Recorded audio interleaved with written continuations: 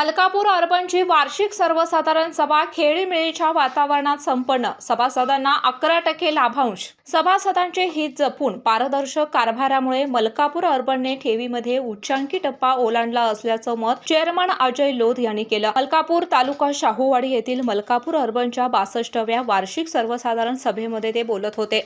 अजय लोध पुढे म्हणाले की संस्थेने 167 कोटीच्या ठेवीचा टप्पा ओलांडला आहे. संस्थेचा एकूण व्यवसाय 291 कोटींच्या वर गेला आहे. आतापर्यंत जसा संस्थेवर आपण विश्वास ठेवला तसाच यापुढे देखील विश्वास ठेवावा असे आवाहन त्यांनी केले. जिल्हा बँकेचे माजी संचालक व जिल्हा परिषद सदस्य सर्जेराव पाटील म्हणाले की ग्रामीण भागातील सहकारात आदर्श संस्था म्हणून मलकापूर अर्बनची वाटचाल सुरू आहे. यामध्ये ठेवीदार, कर्जदार, संस्थेचे हितचिंतक यांची देखील भूमिका महत्त्वाची आहे.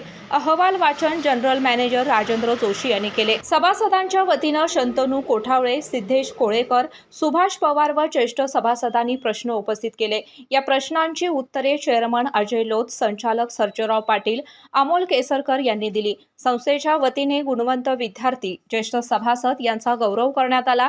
सभेस व्हाईस चेअरमन गिरीश बाष्टे, संचालक गुलाब भटारी, माजी नगराध्यक्ष अमोल केसरकर, अतुल भिंगारडे, राजेंद्र कोठावळे, संजय भोपळे, सागर पाटील, भीमराव सनगर, रवींद्र पाथरे, प्रसाद वळेवडेकर, नंदकुमार कोठावळे, सौ रजिता वारंगे, राजश्री मगर तसेच दिलीप चौगुले, वसुली अधिकारी संजय बसरे आदींसह सभासद, सर्व शाखेतील अधिकारी, कर्मचारी उपस्थित होते.